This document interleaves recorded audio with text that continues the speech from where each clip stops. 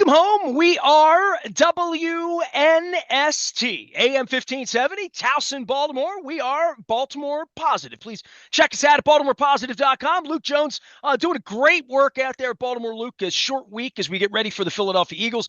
Beginning next week, we really get going with the Maryland Crab Cake Tour. All of it presented by our friends at the Maryland Lottery. I'll have Ravens scratch-offs to give away next Tuesday at Coco's lunchtime 1 to 4. We will be at Gertrude's on Wednesday. Or did I do that wrong? Did I mean Wednesday and not Thursday? That strike that, reverse it. I did this right in the commercials. Why am I not doing this right on the air? We're going to be at Coco's on Wednesday. We're going to be at Gertrude's on Thursday. I'm confusing the fourth and fifth. All are brought to you by our friends at the Maryland Lottery in conjunction with our friends at Jiffy Lube Multi-Care. I don't know what day of the week it is. The Ravens are playing on Monday, and then they're playing on Sunday, and they're not playing at 1 o'clock. They're playing at 4 o'clock, and dogs and cats, and Roquan Smith didn't even play. And they played well. And by the way, Luke, I know you're going to point this out. They fell behind again. And I don't know, the slow starts, we could talk about that as a part of the profile of the 2024 Baltimore Ravens, but also the fact that a run-first team, which is what they've been from the beginning, for better or worse, no matter how MVP'd up their quarterback is, they want to run the football. That falling behind is not a great thing when you want to run the football. This team has overcome at this point, being 8-4. Yeah, I mean, they trailed by 10 in Kansas City and came up short. And Isaiah likely toe away from having a chance to win it with a 2-point conversion. We know that. But since then, Ravens are 4-0 in games where they've trailed by 10 points, and they've done it in different ways. In Cincinnati, they trail by 10. Lamar Jackson does what he does through the air. Obviously, he and Joe Burrow put on a show 2 different times, and the Ravens trailed by 10 in each of those games against the Bengals. Think back, though, to that Monday night game in Tampa back in week 7. The Ravens got off to a similar slow start. This game was actually reminiscent of that in some ways. I mean, the Tampa Bay went up 10 points in that game. Lamar Jackson throws 5 touchdown passes. On Monday night, Ravens fall behind by 10. They didn't panic. They were able to really start leaning into physicality and winning at the line of scrimmage. And as I mentioned, Derrick Henry, over 100 yards after contact. And they did it that way. Not that Lamar Jackson didn't have a strong night, because he throws a couple touchdown passes, ran a touchdown in himself, but they did it much more with their run game. So I've said it over and over and over that, yeah, John Harbaugh, his identity has been running the football, but this team can beat you in so many different ways. But more than that, we've talked about it. Everything about this football team still points towards January. And what are you going to do in January? What are you going to do in the playoffs? How are you going to get to a Super Bowl? Are you going to get back to the AFC title game? Where's Kansas City going to be in that? Where's Buffalo going to be in that?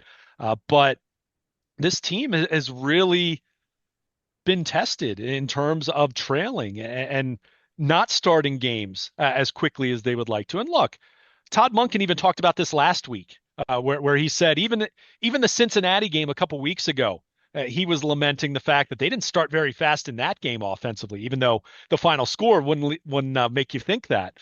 But yeah, they'd like to start faster. But when you're in a position where you're down 10 and you've now come back 4 straight times, when you've trailed 10 plus points to win games, boy, that's nice to have under the hood. That's nice to have in the back of your mind if that happens to play out in January. And you don't want it to. You don't want to be down by 10 points, but it's very encouraging to see the Ravens be able to do this. And I saw this stat. It was from Action Network, so I can't take credit for this. I didn't do the research for this, so I can't 100% say. But it did. I'm going to give Jimmy Shapiro full credit on that. Looked like a reliable source, though. But the Ravens this year, 4-1 in games in which they've trailed by at least 10 points. The rest of the NFL, 18 and 130. So the Ravens, there have been 22 wins from NFL teams this year in which they've trailed by 10 points at least. The Ravens have 4 of them. So again, it speaks to this offense and how versatile and how multiple it is. It speaks to having an MVP quarterback and an all-pro running back who's on his way to the Hall of Fame. It speaks to the weapons they have in the passing game, but it also speaks to this team's character. And when we're trying to size up what it's going to take for this team to break through, That's been a big part of the narrative. That's been a big part of the storyline.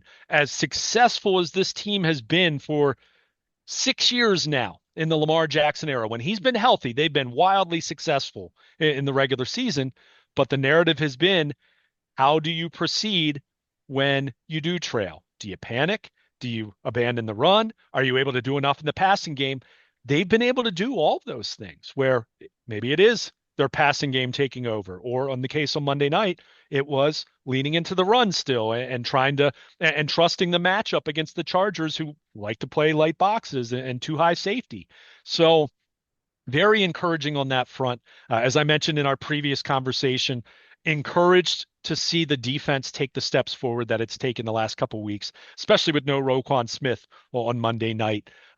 Lots of revamping and tweaking going on in that secondary. We've talked about safety. How about the fact that they ran four different corners playing on Monday night. It was Marlon Humphrey, Nate Wiggins, Brandon Stevens, actually five, because they even had Jalen Armour Davis on the field a little bit as well. So I don't, I don't know what exactly went into that, but those guys did a nice job. They definitely did. But again, this team, I get it. It's a 10-0 lead or deficit in the first quarter. It's not the fourth quarter.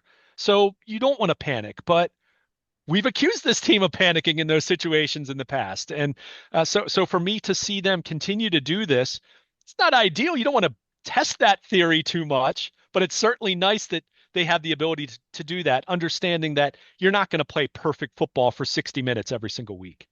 Well, I mean, and they're also the kind of offense that 1 minute's on their 16-yard line and it's fourth and inches and they're thinking about it. They're thinking about it. They're baiting you at the 2 minute warning. They come back out, run it up your butt.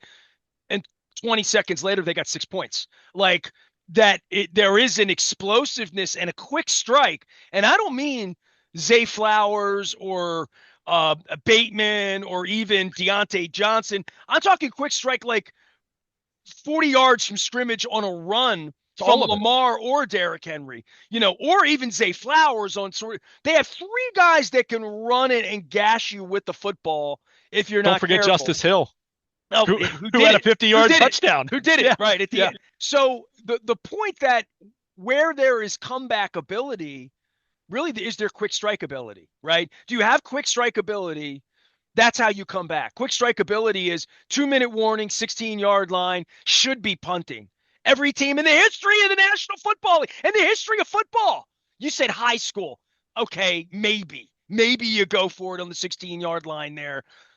But either way, nobody else does that. And they don't just do that. They then wind up taking a lead.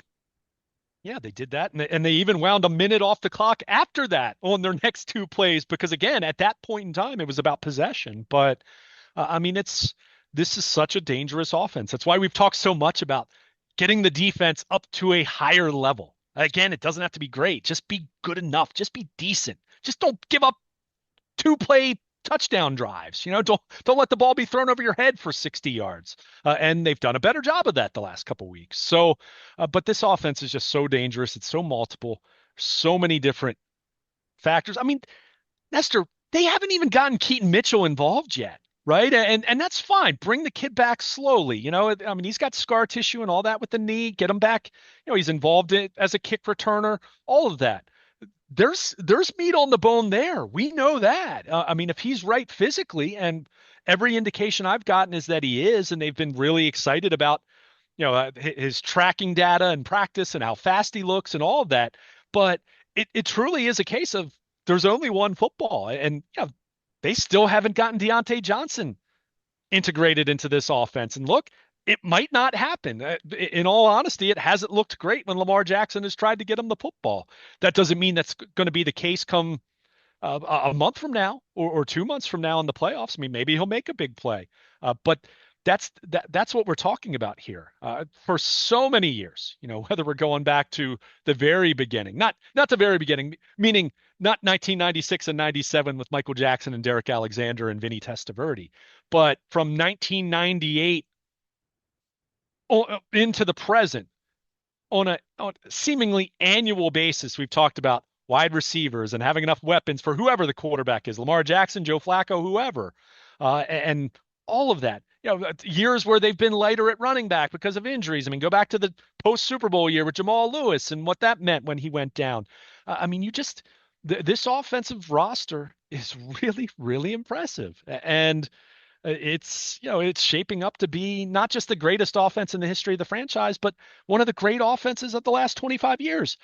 However, to truly solidify that kind of a legacy, that has to play in January. You have to do those things in January. I mean, even in the telecast on Monday night, some of the numbers that they were comparing the Ravens to, they were comparing it to the Rams of 2000 and 2001. Now, the 2001 Rams got to the Super Bowl and lost to the Patriots, but that 2000 Rams team, their defense stunk, and it's why they took a step back after winning the Super Bowl the year before that. So, all of this is all about January. And when you continue to see how multiple they are, how deep they are, how many different guys can be involved, you have a quarterback with 30 touchdown passes and only 3 interceptions. He entered the night leading the league in yards per carry. You have Derrick Henry, second in the league in rushing behind Saquon Barkley, and has led the league in rushing for most of the year.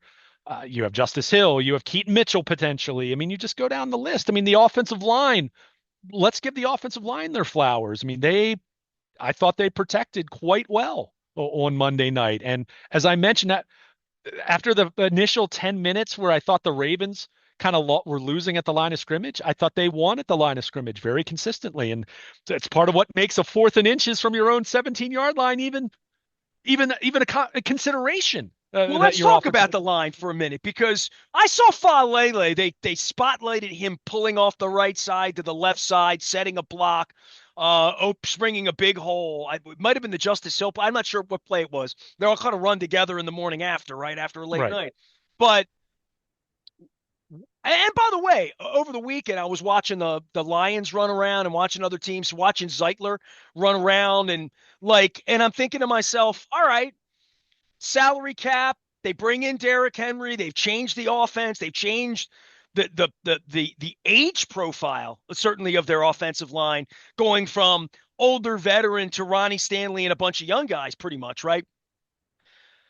I don't know. We spent so much oxygen, dude. Like April, May, June, July, August, September, talking about the offensive line. And the penalties, we're way into November. I'm eating pumpkin pie this week, eating turkey. They're still in 1st and 25. They're still having problems with holding penalties. And I don't know if holding's up around the league. It sort of feels that way. Feels like a lot of laundry going on, a lot of just grabbing. And when you watch it in slow-mo, you're like, dude, you can't do that, right? You can get away with that underneath the pile if you get away with it. But once the camera's on, it's like it's obviously holding. They don't get that call wrong much, right? Or unless there's really good acting, taking a nice little dive. But nobody wants to dive. You want to make a play of effort, especially on defense, because you might not get the call. You want to make the play. That being said, this gigantic experiment at right guard, right? Literally, you're like, he's too big. He can't, and everybody, Troy Aikman was like, look at him. And it's working. And it's working to a point where we're bragging on it at Thanksgiving, which is to Eric DeCosta's credit. And I don't have a whole lot of respect for his integrity, but I have his respect for his football acumen. I would have said back in August, and I said this to you, you can probably go back and find the tapes. Dude, DeCosta and Harbaugh think this is okay. They think this is their best. They've all had the whole offseason to think about this and money and what they were going to do. They believe this offensive line was going to gel, as we'd like to say, or come together, or that they had enough components, Patrick McCary being another part of that. We talked a lot about him as a swingman versus a starter and where that would need to be, and Rosengarten and how quick he would get up to speed. They've had a lot of problems with penalties. The offensive line has really cost this operation possessions because of down and distance, right? And also cost Derrick Henry a chance to get established in a couple of these games lately.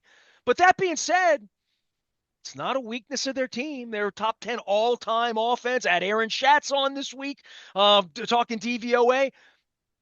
They were right. I don't want to say we were wrong. I mean, we questioned them. I didn't say it wasn't going to work. I just said, what's the plan here on the offensive line? Well, the plan is, they're only 8-4. And again, I would say a lot of that has to do with penalties and their defense not being very good, right? Um, but and not great fortune. I mean, Isaiah Foot, likely's foot on the line, and little those one plays. But those one plays have added up for 4 losses. That's a lot of losses for them. And but the offensive line, we're not sitting here saying, can they win a playoff game on the road in January as comprised? Would are they good enough? Are they stat? We're not talking about them the way we talked about the Chiefs offensive line when everybody get hurt and they're losing to Tom Brady, or the Bengals offensive line when they went into the Super Bowl half-assed against the Rams, where it just wasn't any good. The offensive line wasn't any good. I don't know if this offensive line is the greatest offensive line they've ever had. No, far from it. But it's been very capable to do what they needed to do. And they've had 6 years to design this. They know what their offense is. They looked at Monken and said, what do you want? What do you need? What does Lamar need? What does Mark Andrew? What do we need here? And they settled on this, and it's been good enough. It's been good enough. I mean, it's very similar terms to what we've talked about with what the defense needs to be. When you have an MVP quarterback and you have the skill players that they have, it's not an elite offensive line. It certainly helps that you have Tyler Linderbaum, who is an elite center. It helps that you have a Ronnie Stanley, who I don't think has been elite this year, but certainly has been much closer to that than he has been at any point over the last 5 years. I think we would all agree with that. And he also has an elite mind, Ronnie Stanley. Sure, I mean, he's experienced. He knows where he's supposed to be. I mean, sure, no question. He when he goes up to the line of scrimmage, he knows his assignment, everybody else's assignment. He knows what's supposed to happen. Now, when Chris Jones is beating him, or when Max Crosby's just better than him on that play for that 4 seconds, then that's what it is. But Ronnie Stanley's not going to get He's you. Been above average. He's been above average, right? And that's coming off of a season where he was maybe average at best at his best last year, and not 100% healthy. I would say adequate is what I would have said for him last year, right? Yeah, adequate. but at times not so good though. I mean, and his health was an issue. But take his name and his jersey off. He's just a guy. You would have said he was a guy, right? Exactly. Right. But he was being paid not to be just a guy. So, yeah, I think you look at this offensive line again. Like I said with the defense, can it be good enough? It's not the best offensive line they've had, far from it. But for what it's worth, and it's one source. All of this is still subjective, but Pro Football Focus does offensive line rankings every week, and it's kind of based off of their grading system, which again is not perfect. I'm not, but they put in the effort. They lay the groundwork for it. They had the Ravens 11th. We kind of said before the season, right, that if they could be in that neighborhood of average to slightly above average, and they've been that. They've been that. The right side of the line is still the relative weakness. Well, if they were the 36th ranked offensive line, like the defense has been on the secondary side, they wouldn't be 8-4. I mean, they just wouldn't be. Sure. And I think we were concerned that they wouldn't be the 32nd ranked offensive line. But it might be bottom 5. Bottom half. Or bottom 10. Yeah. And more than that, with the penalties added in, whatever they are, it's worse than it looks.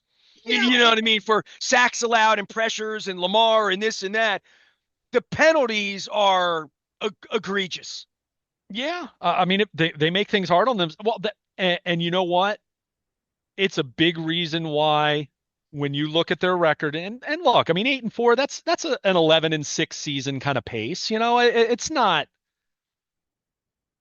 Okay, it's not what they were last year, but it's still really good. So I don't want to make too much of that. But when you look at them from a point differential standpoint, when you look at the fact that they don't have 6 blowout wins in the way that they did, and I don't know how many they had at this point last year, but we know they blew out a lot of teams. 2019, they blew out a lot of teams. They're not on that kind of a pace from a point differential standpoint this year, and the penalties are a big part of that on both sides of the ball. Not both sides of the ball, all 3 phases. They've had penalties on special teams that have continued to hurt them, and that hurts them in the field position department. So now this is not a perfect football team. It's not a perfect offensive line. Again, in an ideal world, yeah, you'd still have Kevin Zeitler at right guard, but he's making up more money than Daniel Faalele is right now, and he's considerably older. And the Ravens wanted to bring in Derrick Henry, and they used that money that would have gone to Kevin Zeitler to bring in Derrick Henry. And it's certainly difficult to argue with that choice at this point in time. Faalele's been good enough. Roger Rosengarten's been good enough. And where you like hearing the word good enough is when you're talking about young players, when you're talking about inexperienced players. When it's a good enough veteran, that's a stopgap, right? Well, John, Malik Harrison's good enough, right? Like good well, enough. well, good enough to fill in for Roquan Smith for one game. If Roquan Smith were out for the season, then that's a different story. But the point I was trying to make, John Simpson last year, good enough at left guard. He was below average as a starter, but he was a stopgap. In the case of Faalele and Rosengarten, and especially Rosengarten, considering he's a second round pick, there's upside there. There's long-term growth that you're projecting out. And that doesn't mean that they're going to become Pro Bowl caliber offensive linemen. But when you're looking at it and you decide to go young, really it comes down to this. You've got to be on point with what you think your baseline is. And that's where I give John Harbaugh and Eric DeCosta and George Warhop, their offensive line coach, who replaced Joe Dallasandris. I mean that's still the part of this that It's a not you and chapter me, in the book if they win a Super just Bowl, in no question, a right? general sense, that's the part of this that we have not made nearly enough about. And part of it is wanting to have sensitivity to not talk about something that's a real life. This is someone who lost his life, but there are very serious football ramifications for that happening. For this O line and this offense. So for them to overcome that has been wildly impressive, and it's good enough. In games where the Ravens have to drop back in a more traditional pass set standpoint where they become a little more predictable, yeah, this offensive line gets exposed a little bit more. And when they go up against elite pass rushers, yeah, it's been exposed a little bit more. By the way, that's the case for anyone, right? I mean, whether you have a revamped offensive line or even a bunch of veterans, when you're going up against a tough pass rush like Pittsburgh, or someone like Max Crosby or Myles Garrett or Trey Hendrickson. I mean, yeah, Chris Jones, you're going to have issues with them. I mean, this offense isn't perfect, but it's incredible. And a big reason why it's been able to be incredible has been that their offensive line has been good enough. On Monday night, I saw next gen stats. Lamar Jackson had an average time of throw of 3.43 seconds. That's a long time. Now, how much of that is Lamar, his style? He holds the ball longer than typical quarterbacks because he can scramble and it allows them to, beat teams in scramble drills. He can get out of the pocket, all those different things. However, even with the Lamar factor, you still have to pass protect well enough to allow him to hold the ball and move around and do those things. So, Lamar, the O linemen, they'd be the first to tell you, Lamar Jackson helps them immensely, way more than those times where maybe Lamar does something that makes an offensive lineman not look as good. But also, him screwing around costs them ineligible receiver downfield, which happened a Sure. couple times last week, and him screwing around gives them more of a chance to hold, right? Yeah. So that you give 5 second, 6 second plays, that's one bump, two bump, you're around the edge. I got an elbow on you, grab and that's And where the that's part of penalties it. happen. That's part of it. Yeah. So look, this offense is unconventional, but guess what? Unconventional is good in this case. It's very good because, again, you can't prepare for the Ravens in one certain way. And this goes back to the beginning of our conversation, how they've become so multiple and they've become so diverse in what they can do that even when you jump out to a 10-0 lead on them, where 5 years ago you kind of said, oh, no, that's not good. That's not what they want. No one wants to fall behind, but they've shown an ability that they don't panic and they can continue to play their game even on Monday night, still running the ball. They didn't abandon it. Other games where they've fallen behind by 10, Lamar's gone into more of a pass mode, and it's worked out for them beautifully in those instances. So, but the offensive line, they deserve credit. They absolutely do. This group has been good enough. It's not perfect, but like we've talked about with the defense, if the standard is, can you win a Super Bowl with the way this offensive line is played? I would emphatically say yes. Can you win a Super Bowl with this defense the way it's played over the course of the year? I still have questions. I still want to see them continue to make strides, but that's where it's been more encouraging the last couple of weeks. But, again, 4-1 this season in games in which they've fallen behind by 10 plus points. I get it. It's not the same as if you're on the road in Buffalo or on the road in Kansas City as, playing Tampa Bay or any of those, but it's all you have to go off of right now. So I'd rather see them be able to do it than not. And again, it's been encouraging, but hats off to that offensive line because that group has been almost from the beginning of the season. They had their couple hiccups early on, but from about late September on, that offensive line is more often than not, it has absolutely been good enough for this team, and big reason why they're 8-4. Luke Jones can be found at Baltimore Luke anywhere the internet travels this week. He'll be found over turkey dinner with his family up in South Central Pennsylvania on Thursday. Hope everybody has a great Thanksgiving. We're going to have the Maryland Crab Cake Tour back out on the road next week. All brought to you by the Maryland Lottery in conjunction with our friends at Jiffy Lube Multicare. Sort of a weird week put things together. By the way, what was your degree in? I don't even know. I probably should know that. At one point, I took your resume 17 years ago. Mine was corporate communication. Was yours like English or something? Elementary education. Elementary education. Okay, so English was a part of it. I used the word egregious earlier, and I had to look it up. I wanted to see what, Merriam-Webster and Michel Roger would have to say about it, because I used it in regard to egregious defense and defensive, and whether the offensive line would egregious, outstandingly bad. I thought Hmm. that's what outstandingly bad, shocking.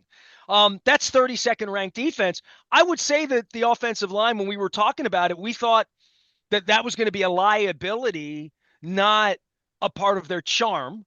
And I would say, and I would have said this in August, and I think I've always been much more fair to Eric DeCosta and John Harbaugh than they've been with me. But I was fair in saying they believe in it, give it a chance. Let's see how it works. And they believed in it and have stayed and seen it through, right? Because it was not very good the first month, right? We would admit, and certainly the penalties all along have been egregious, outstandingly bad. They've been outstandingly bad at penalties. Yeah, and look, I mean that's still something they need to clean up. And I almost want to say at this point, and you know me, Nestor, I really I don't like living in the world of complaining about officiating because I still think in the long run it tends to even out. But that said, when you are a team that has built a well-earned reputation for committing penalties, I'm guessing crews are probably going to be looking at you a little more carefully with a little more scrutiny. So, are there some times where maybe they're drawing a few more ticky-tack calls than your average team from a penalty standpoint? Probably, but it's one of those deals where you kind of have to, you make your bed and you sleep in it, right? So I think that's obviously where they still need to improve. I mean, for as much as Patrick McCary at left guard has been a good story, because keep in mind, I mean, Andrew Voorhees started the year as the starting left guard, and they pivoted with him struggling, and he had the ankle, and then McCary, doing a good enough job where they said, "Hey, we're going to go with it." The penalties for him specifically, he's got to knock that out, especially him being a veteran player. He's got to knock that out. But look, no team's going to be perfect. And part of this whole offensive line conversation still goes back to the idea that you have a salary cap and you have only have so many resources. It's finite. It's not like the Mets or the Dodgers where you go spend $300 million, right? You have a fixed number of cap dollars. And yeah, you can do things to create space, but there's always a cost. There's always a hidden cost, an opportunity cost with whatever you do. And that's where the Ravens do deserve credit, where they looked at this and said, you know what, we're going to get younger on the offensive line. It's probably going to have some hiccups, but we think it over the course of the year, it will be good enough. And lo and behold, it's been good enough. It's still the relative weakness of their offense, but relative weakness being average is a heck of a lot better than being a bottom 5 or bottom 10 offensive line, which I think is where a lot of people were concerned. So give them credit. Yeah, the penalties are it's an issue. It's an issue in every phase of the game for the Ravens right now. I mean, it just is. They have way too many penalties on special teams, let alone talking about your offense or your defense. So they've got to figure that out. And at times it's cost them this year, including the Pittsburgh game last week. But by and large, this offensive line has absolutely exceeded expectations for the outside world. And if you're John Harbaugh and Eric DeCosta, it seemingly has met expectations, because I don't think they went into the season thinking that their offensive line was going to stink. I think they figured that was going to be more of an unknown, and they had some questions there, but they clearly had some conviction that Daniel Faalele could be an acceptable right guard, and he's been acceptable. Whether he's going to be long term, he's not going to be the next Marshall Yanda, I don't think, but he's playing well enough. Rosengarten, I think, is going to end up being a pretty good player. I still think that, even though he's had his growing pains as a rookie. So, again, it Not helps enough to having. get him off the field. Yeah, yeah, exactly. I I mean, mean, the more they play, the better they're getting. I guess that would be the other part for me. And that's every offensive line right. in the history of offensive lines is Yeah. that we're sitting here talking about an 8-4 team that we wish were a 10-2 team, but we're happy that they're not a 7-5 team. Especially losing 10-0 early in the game and things look like it could have gotten away. It's your brother on brother and all that going on Monday night. Now short rest on the Eagles. Anything on this with Saquon Barkley and stopping the run? We'll be talking about this a little bit. Short week, Thanksgiving, Black Friday, all of that going on. Tall task this way. I mean, it was just going to be a big week either way. Then the rest and the awfulness of the Giants, and then that bang, bang, bang of 3 big games at the end of the month. I mean, they're in a position, as Brian Billick would have said 24 years ago now. Wow, we're all getting old. It's all sitting there, right? It's all sitting there for you. Division sitting there, home game sitting there for you. The Chiefs started to back up a little bit. Who knows if Mahomes turns an ankle? That would change it. Things that change everything is Lamar getting hurt or some other quarterback getting hurt or the Bills getting out of the way. All that being said, still a 4 or 5 team race, and the Ravens are one of them. Steelers, still one of them, and you're going to have to see them later in the month. But we start to whittle away at 8-4. You start to look at January as being there and not the fight to get there so much and say, where are they going to be in January? Where's their health going to be? But to your point, offensive line playing well enough. Skill position players coming on. Running game still there. Defense, well, it was awful. It can't be. Hopefully, by the time you get to Christmas, it's only the 28th ranked past the. Hopefully it's making strides that once January gets here, you get the best version of Roquan Smith, the best version of Ardarius Watt, once they get their sea legs under them and start playing. And the good news is they got back on a plane and flew home again without more injuries, right? They've been very fortunate in that way. I mean, we think so, right? I mean, you never know. I mean, you can always have something pop up, but But Lamar's going to play on Sunday. Sure, sure.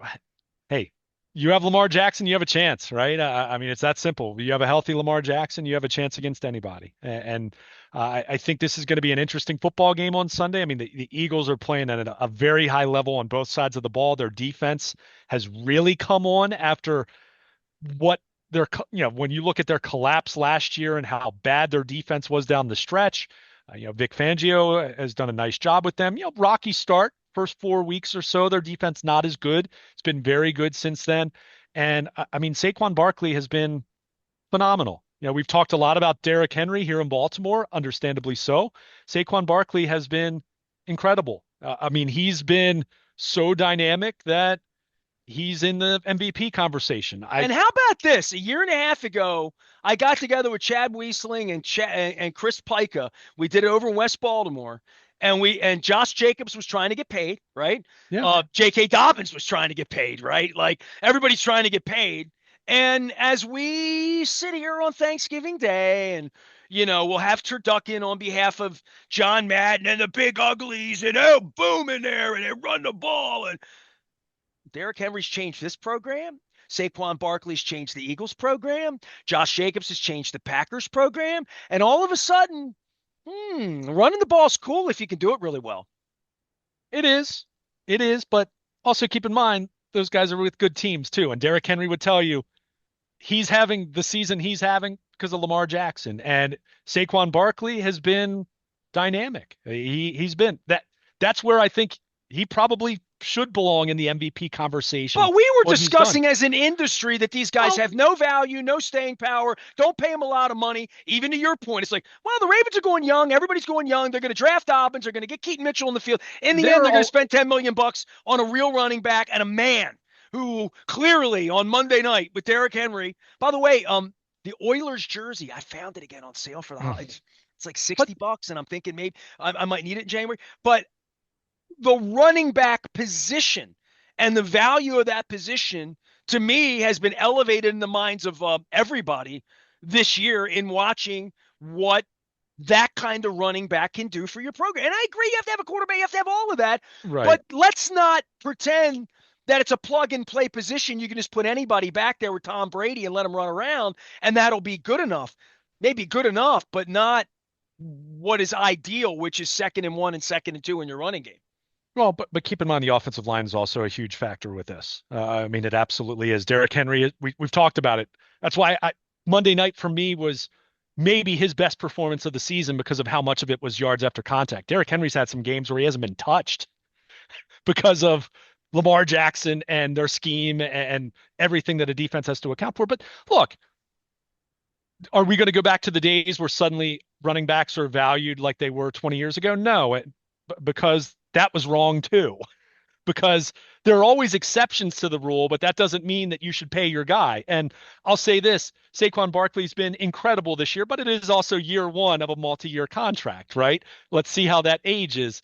But what we're seeing and what we've seen over the last 10 years, let's say, is we think back to a time where running backs were viewed almost in the same way we talked about quarterbacks, right? And running backs were valued and running backs would win MVPs and all that. So analytics become more prevalent in the game. And when we kind of look at things and we say, okay, how valuable is the running back? When you talk about the ground game, doesn't mean he's not important, but I think what analytics illuminated for many people was it was much more about the offensive line than having a quote name at running back. That said, it swings so far in that direction to the point now where the truly elite running backs are undervalued. I don't think that. I think the worst lesson that teams could take from this, and I'm going to pick on this Carolina Panthers here for a moment, who just paid Chuba Hubbard big money, even though they just drafted a running back in the second round and they have all kinds of other needs. I think that's probably not going to end up being a very good deal. And in the end, they have an ownership need. Sure. Well, yeah, of course. But the whole point with this is, we got to a point where teams became, quote, smarter when it came to running backs, but it overcorrected to the point where running backs then became undervalued. And again, we're talking about elite ones here. I can still go out there and find you running backs that are paid too much. In the same way you can do that with any position, mind you. But there are always exceptions, and Saquon Barkley doing what he's done for the Eagles, and understanding the Eagles have had a really good offense and have had a good offensive line. So that's helped him as well. And Derrick Henry coming in here, who has had a Hall of Fame career, but Derrick Henry will be the first to tell you the reason he's had this much success to this degree has very much been because of the presence of number 8 and what that means. And that's a give take. So the truth was always somewhere in the middle. There was a time where running backs absolutely were overrated and overvalued across the board. But then we swung so much in the opposite direction where you start to say, oh, there are still some running backs that are that valuable to their team. You just need to be nuanced. By the way, I haven't looked back in the last 15 years, but how many running backs are drafted in the first round? 1, 2 most years. You go back into the 80s, maybe 4 or 5, right? So the different feeling about what it means to win the Heisman being a running back when, it's the game has changed. The way salary structures have changed.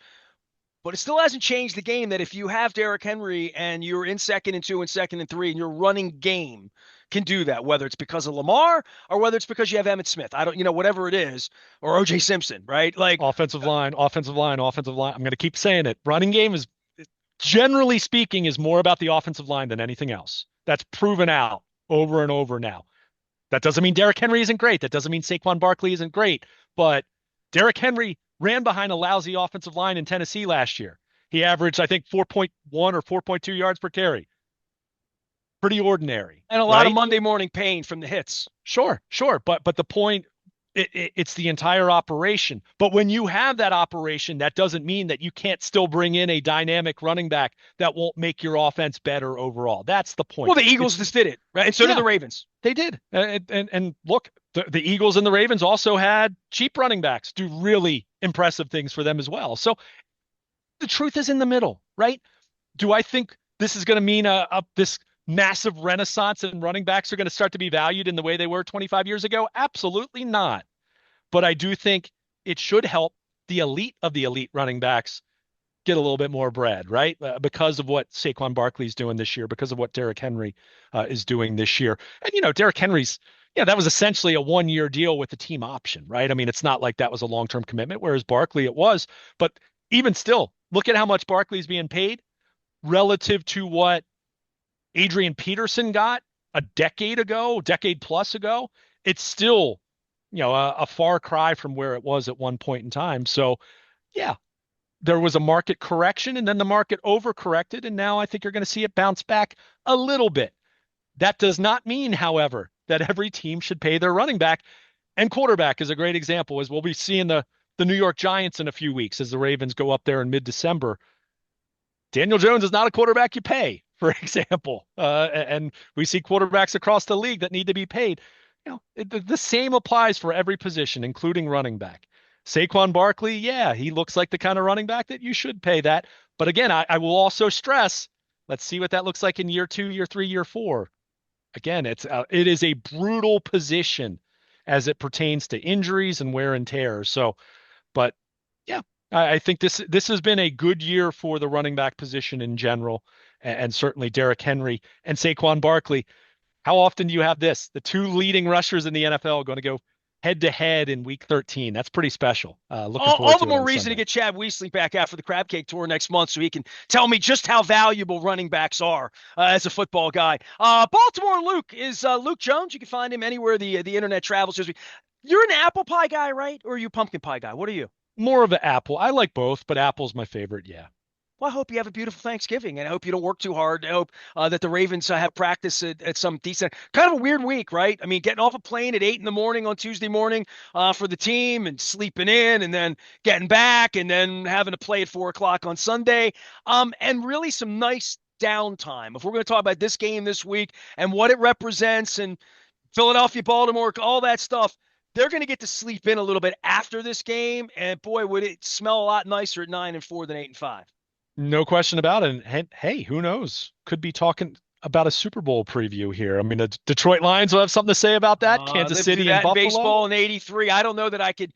I don't know that I could ever do a Baltimore Philadelphia Super Bowl or a Baltimore Washington Super Bowl. That would Yeah, we've done it's Baltimore Pittsburgh AFC Championship games. You know what I mean? A couple times. I mean, like that's different though. I mean, yeah, that's a division rival. There's such a familiarity there. I mean, yeah, there would be a novelty to Ravens Eagles or I mean, Commanders not this year. I mean, they're going the wrong way right now. They're still a year away, a couple years away probably, if it ever happens. And I'm not rooting for it to happen. But Baltimore, Philadelphia. I mean, two really, really impressive teams going head to head on Sunday. And as you mentioned, a short week, probably mitigated a little bit by the fact that the Eagles played Sunday night in LA, so they had a long flight as well. So not the short week in the same way, but shorter than if they played at home or something like that. But be interesting to see how this plays out. And like I said, that Eagles defense has played very well over the last 5-6 weeks, but they haven't played an offense like Lamar Jackson in this Ravens offense right now. And we know the whole NFC history thing. So we'll see if this Eagles defense can make any kind of a dent in that narrative, because we know how that has typically gone for even the elite teams in the NFC going up against Lamar Jackson. But can't ask for much better the first Sunday in December than Ravens Eagles. And to your point, will be a good test and then a much needed bye week for this team that isn't injured a whole lot, but certainly has their share of guys that are banged up and could really use some time to get off their feet before they make the final stretch run. Yeah, you could use Roquan Smith on the field on Sunday, 4 o'clock. Ravens 2.5-point favorites to start the thing over under 50.5. He is Luke. He is Baltimore Luke. You can find him, Luke Jones, anywhere the internet travels. I hope everyone has a beautiful Thanksgiving. We're going to get the Maryland Crab Cake Tour back out on the road. We're giving you the entire list of how you can get Raven scratch-offs to come out beginning at Coco's on Wednesday, not Tuesday. I'm screwing dates up. Wednesday next week, and then Thursday we're going to be at the BMA at Gertrude's with my cousin, John Shields, cousin by marriage. Thank you to my son for marrying marrying into the Shields family, so I get delicious crab cakes and oysters. And we're also going to be visiting with family by friendship and Dan Rodericks, who's been my great uncle or cousin. I don't know whether he thinks of himself as paternal, brotherly, uncle. I don't know what he was doing when he was teaching me how to fly fish. Next Thursday, we're going to talk about his acting and his writing skills. We'll be doing that at Gertrude's. All that brought to you by our friends at Jiffy Lube Multi-Care as well. I am Nestor. He is Luke. The Ravens win another one. Short week. Happy Thanksgiving. We're WNST, AM 1570, Towson, Baltimore, and we never stop talking Baltimore positive.